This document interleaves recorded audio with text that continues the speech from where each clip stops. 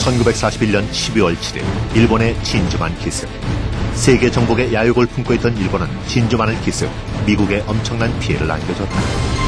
이로써 전쟁은 세계대전으로 확대되고 밀고 당기던 전쟁이 계속되는 가운데 미 중앙정보국 CIA의 전신인 OSS는 조직의 사활이 걸린 작전을 수행한다. 이른바 넵코 프로젝트.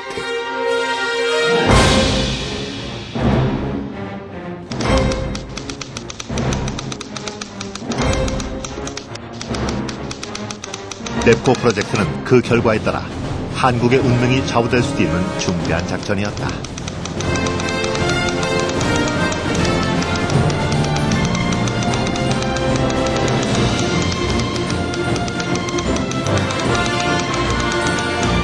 넵코 작전의 핵심 인물이었던 코드명 A. 그가 바로 유일한이었다.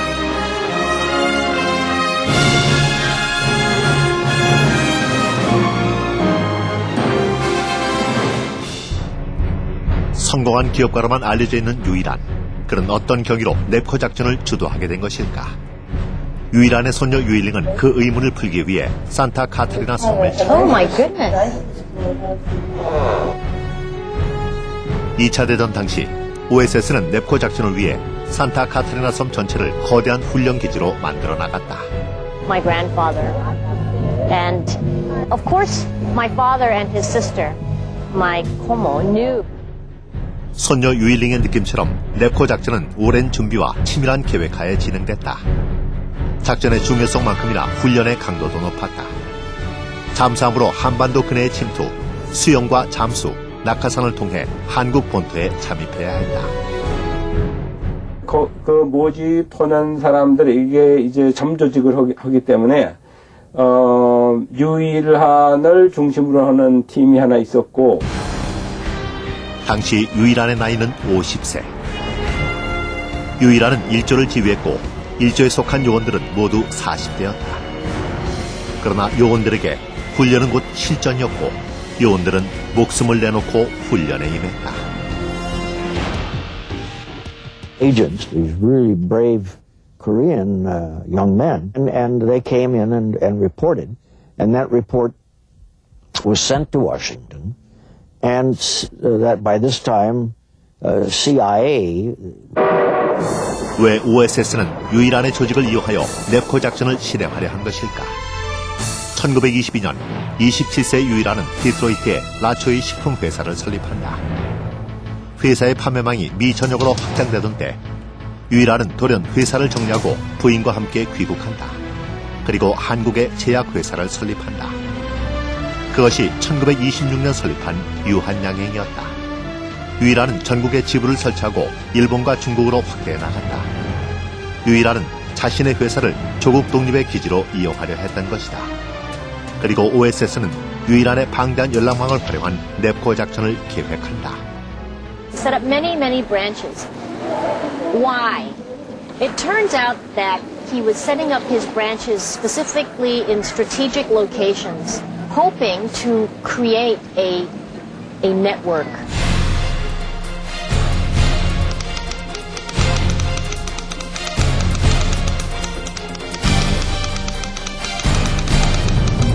유일한과 함께한 19명의 한인 요원들은 넵코 작전이 한국의 독립에 커다란 영향을 미칠 것을 확신하고 있었기에 모든 희생을 각오한다.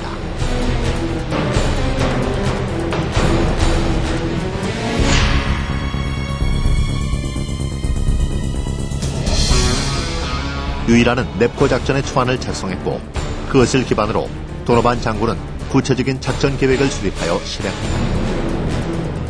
유일한은 일본이 패망하리라는 것을 이미 알고 있었고 조국의 독립을 성취하기 위해 30여 년을 준비했던 것이다.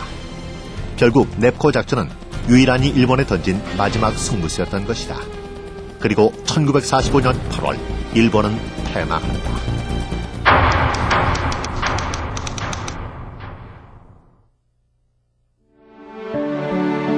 1904년 9살의 나이로 혈혈단신 미국으로 떠난 유일한.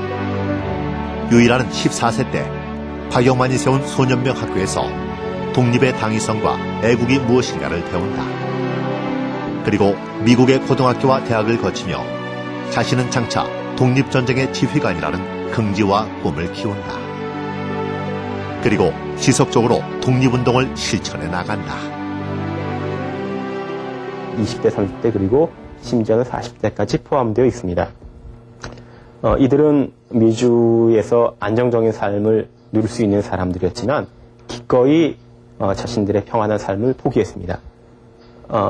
그것은 그들의 유일한 목적은 반일 독립운동에 참가한다라는 것입니다. 1919년 미국 필라델피아에서 일어난 또 하나의 3.1운동 한인 자유대회. 24살의 청년 유이라는 대표 자격으로 참석. 9일 한국 헌법의 기초가 될 결의문을 작성하여 세계 만방에 선포한다.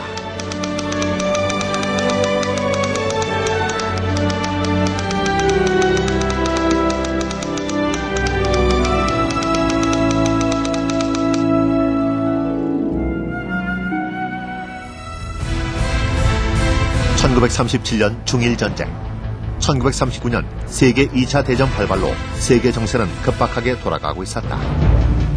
이에 중국에서 한국 독립당을 창설한 김구는 광복군을 인솔, 장개석 총통의 지원하에 본격적인 독립전쟁을 하고 있었다. 미주에서도 이승만을 중심으로 독립운동이 활발히 펼쳐지고 있었다. 그리고 이에 고무된 재미 한인들은 일본과 싸우기 위해 미군에 자원 입대한다.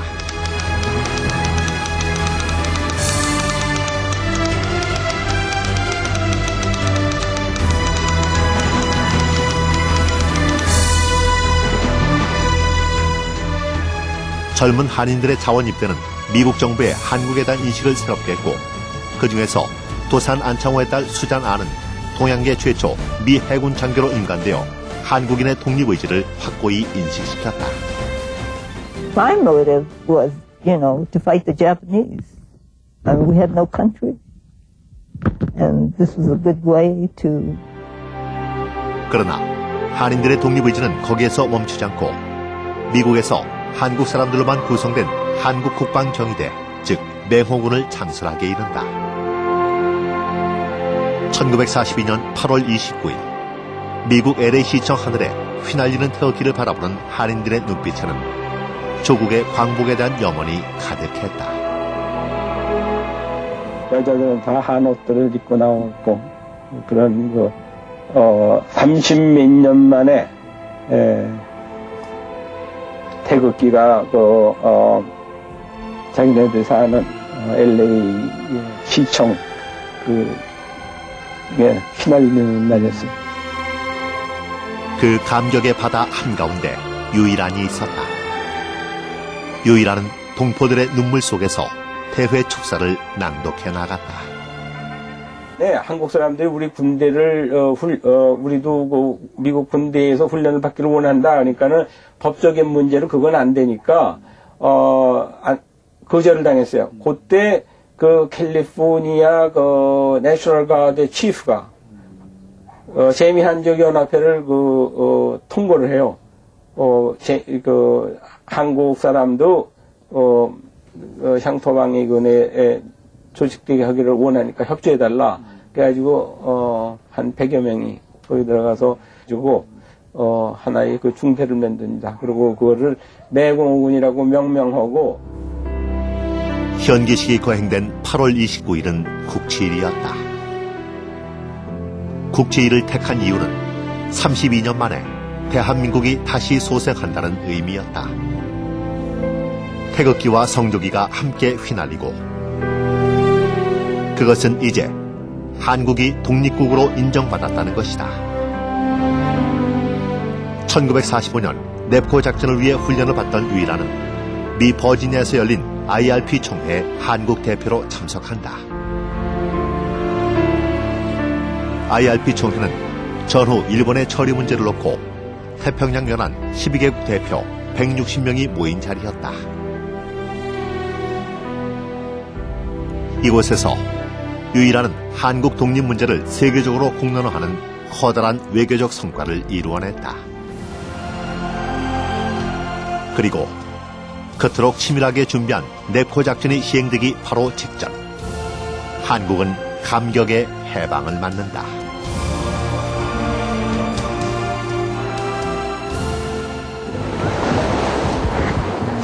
this book that was written, Korea and the Pacific War, they wrote this book.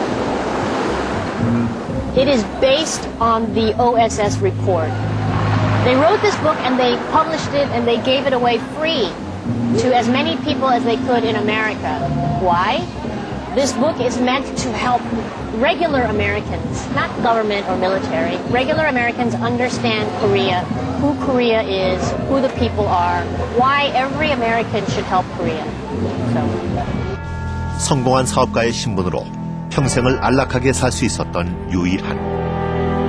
그러나 그는 삶의 모든 목적을 핍박받는 동포를 구하고 조국의 독립을 이루는 것에 두었다. 드디어 그의 삶 전부를 걸었던 조국의 해방이 찾아왔지만 그의 꿈은 거기서 그친 것이 아니었다.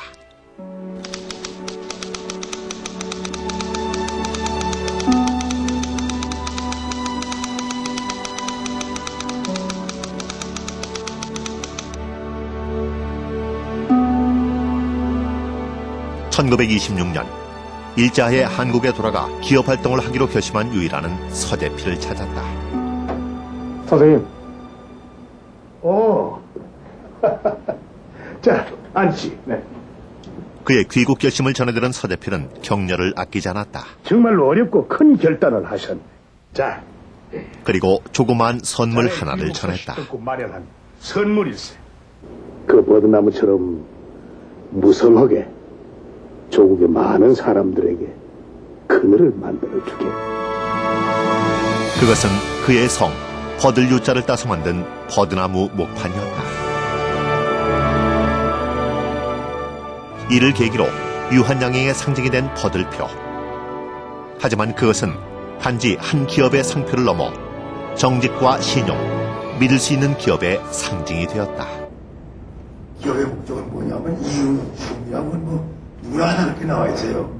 그러니까 이분은 그 이윤충이 어디까지나 그 성실한 기업 활동에 의해서 대가를 얻어준 이윤이라지 뭐 그냥 뭐 요즘 어느 식으로 그냥 뭐 남도 속이고 돈 벌고 또 불량한 제품을 팔아서 또 돈을 벌고 이게 아니라 그야말로 성실한 기업 활동으로 인해서 얻어진 이윤만이 진실한 기업인이라고 볼 수가 있단 말이야. 유일한이 그토록 중요하게 여긴 기업의 신용이란 무엇일까? 초창기 유한양행의 신문 광고에는 그 진정한 의미를 알려주는 열쇠가 들어있다. 의사는 친구.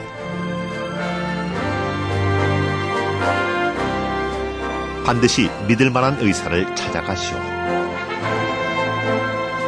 무턱대고 약을 쓰지 말고 반드시 믿을 만한 의사와 상의하라는 광고. 그것은 상품 판매를 위한 것이 아니라 당시 무지한 백성들의 약품 오남용을 막기 위한 계몽이었다. 그가 바란 것은 이익만 추구하는 기업이 아니라 사람들에게 믿음을 주고 이를 바탕으로 건강과 생명을 지켜주는 기업이었고, 그것은 바로 그가 말한 신용 있는 회사의 가장 중요한 의미였다. 기업을 통해 민족의 문제를 해결하겠다는 유일한의 강렬한 꿈은 해방 이후 더욱 달아올랐다. 그는 자신의 기업이 이 사회의 인재를 양성하는 학교가 되기를 희망했다.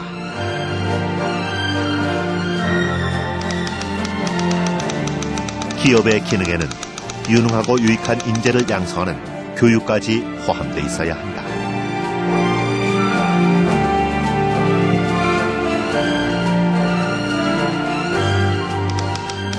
기업에는 천재가 필요 없다. 건강이 허락해야 되고 열의가 있어야 한다. 열의란 현재에 만족하지 않는 자신의 일에 대한 도전의식을 의미한다. 연마된 기술자와 훈련된 사원은 기업의 최대 자본이다.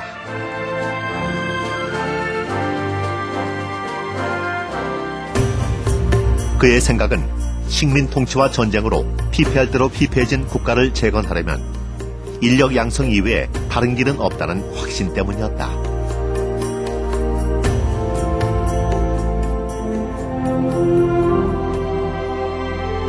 참 제일 불쌍한 것이 한국 한국 청년들이에요. 인간이 학교에서 배우는 것은 변변치 못하고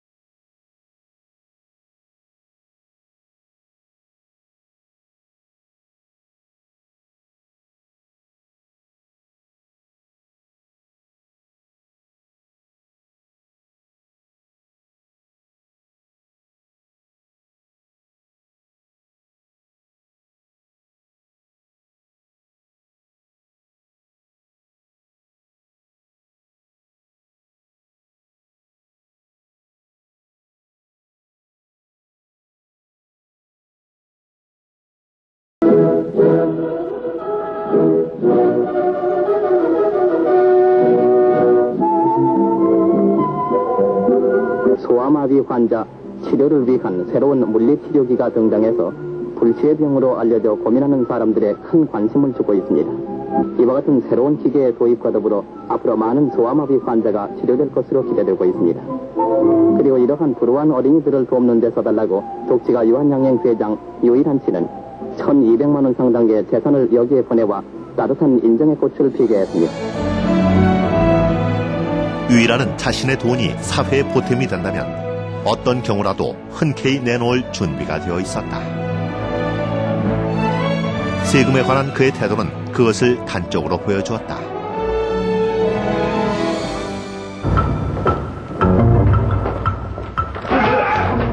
부정과 타협할 줄 몰랐던 유일한은 정치 권력의 정치 자금 요구를 단 한 번도 들어주지 않았다. 그 대가는 수차례에 걸친 세무 사찰이었다. 나 그 정도 압력에 굴복할 사람 아니야. 그리고 정치 자금 따위에 내놓을 돈 있으면 우리 유한 식구들을 위해 쓰겠네. 그러나 유일한은 당당했다. 모든 세금을 원칙 이상으로 납부해온 유한양행에 흠잡힐 것은 없었다. 두 번째 세금의 날을 맞아 서울 시민회관에서는 기념식이 있었습니다. 1967년 유한양행은 오히려 모범 납세업체로 표창을 받았다. 그것은 아이러니였다. 세금 납부에 모범을 보여 국가산업신장에 크게 도움을 준 바 있어 영예에 받게 된 것입니다. 70년 전에 그때 이 양반 머리에서 그것은 기업은 내가 생존하고 살아있는 한 내가 관리할 뿐이지 이게 내 것이 아니다. 이게 사회의 것이란 말이야. 국민의 것이다. 자신을 사회의 재산을 관리하는 청직이라 여겼던 유일한. 때문에 그는 자신의 영예를 위해 부당한 타협을 할 수가 없었다. 그리고 기업의 이익을 위해 사회에 해가 되는 일은 저지를 수 없었다.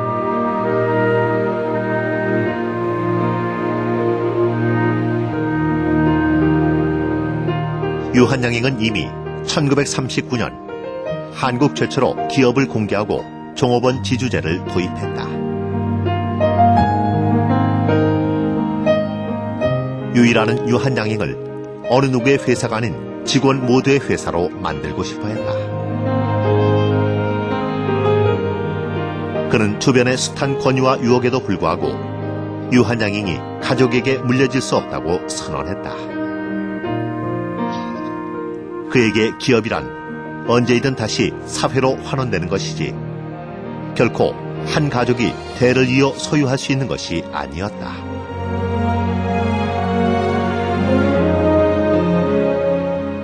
우리가 어느 회사보다도 그 기업의 크기나 그런 보륨으로 봐서는 적지만 그게 질로 봐서는 어느 기업보다도 우수한 그 전문 경영에 의해서 사회 봉사는 이런 기업에 대한 기본적인 철학을 유일한 시에 기업은 내가 살지만 관리하는 것이지 내 것이 아니다. 이건 사회와 국가와 국민의 것이다 하는 이런 아까 두 번째 제가 말씀드린 기업이유는 기업을 발생시켜준 사회 환원은 그런 정신이 다 같이 매치해가지고서 이루어지지 않는가.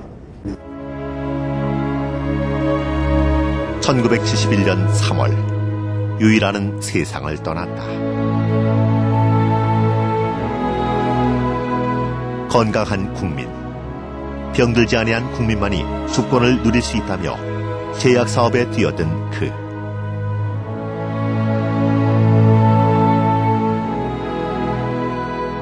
현재 성공한 기업가보다 미래를 준비한 교육자로 불리길 더 원했던, 안락한 삶을 버리고 힘겨운 조국의 미래를 위해 아낌없이 한 생을 살다 간 그에게 우리는 너무나 많은 유산을 물려받았다.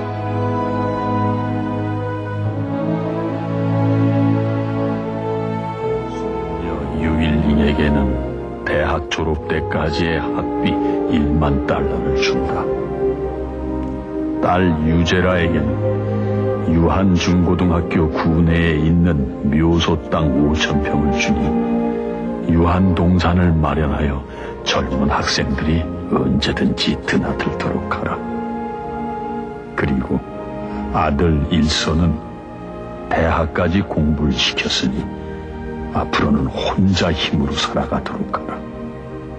그리고 유한 양행 주식 14만 941주 전부를 한국사회 및 교육신탁기금에 기증해 뜻있는 교육사업과 사회사업에 쓰도록 하라.